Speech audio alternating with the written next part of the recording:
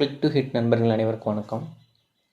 Paris ஒலிம்பிக்ஸில் ஈட்டி எறிதலில் தங்கப்பதக்கம் வாங்கி சாதனை படைத்த ஹர்ஷத் அவர் எல்லாருமே பாராட்டிட்டு வராங்க. அவர் நீரஜ் சோப்ராவோட தாய் தன்னோட மகன் மாதிரி தான் அப்படின்ற மாதிரி சொன்னதாக இருக்கட்டும். அதே மாதிரி ஹர்ஷத் நதீமோட தாய் நீரஜ் சோப்ராவை தன்னோட மகன் மாதிரி தான் அப்படின்ற மாதிரி சொன்னதாக இருக்கட்டும். இந்த மாதிரி நெகிழ்வான தருணங்கள் இவங்க வின் பண்ணதுக்கப்புறம் நடந்தது. அது எல்லாருமே நீங்கள் சோஷியல் மீடியாவில் பார்த்துருப்பீங்க. குடிசை வீட்டில் தங்கியிருந்து மிகவும் ஏழ்மையான நிலைமையில் இருந்து இவ்வளோ தூரம் சாதிச்சிருக்காரு. அதை எல்லாருமே பாராட்டிட்டு வராங்க. அவர் ஒரு ஈட்டி வாங்குறதுக்கு கூட காசு இல்லாமல் ஒரு கிரிக்கெட்டர் ஸ்பான்சர் பண்ணி அவர் ஈட்டி வாங்கினார் அப்படின்ற மாதிரியான விஷயங்கள் எல்லாமே கேள்விப்பட்டோம். ஸோ இப்போ அவரோட ஒட்டுமொத்த கஷ்டங்களுக்கும் ஒரு விடிவுகாலம் பிறந்திருக்கு அப்படின்ற மாதிரி தான் நம்ம சொல்லணும்.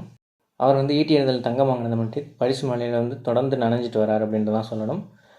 இப்போ அதற்கெல்லாம் முத்தாய்ப்பாக அவர் குடியிருக்கிற பஞ்சாப் மாகாணத்தோட, பாகிஸ்தானில் ஒரு பஞ்சாப் மாகாணம் இருக்குது இங்கே இருக்கிற மாதிரி, அந்த பஞ்சாப் மாகாணத்தோட முதல்வர் மரியம் நவாஸ் இவர் ஹர்ஷத் நதீம் ஈட்டி எறிதல் தங்கம் வாங்கினதை முன்னிட்டு அவருக்கான ஒரு புதிய பரிசு கொடுத்துருக்கிறாரு.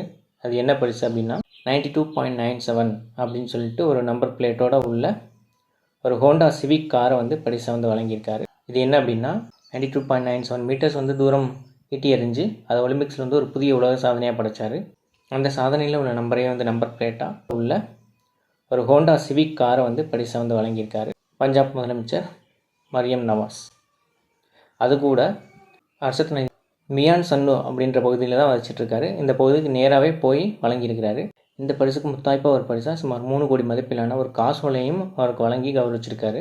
ஸோ இவ்வளோ நாள் பட்ட கஷ்டத்துக்கு ஹர்ஷத் நதீமுக்கு இப்போ ஒரு விடிவு காலம் பிறந்திருக்கு அப்படின்னு தான் சொல்லணும். அவர் தங்கப்பதக்கம் வாங்கினதுனால இந்த ஒட்டுமொத்த பரிசும் அவருக்கு சொந்தமாக இருக்குது.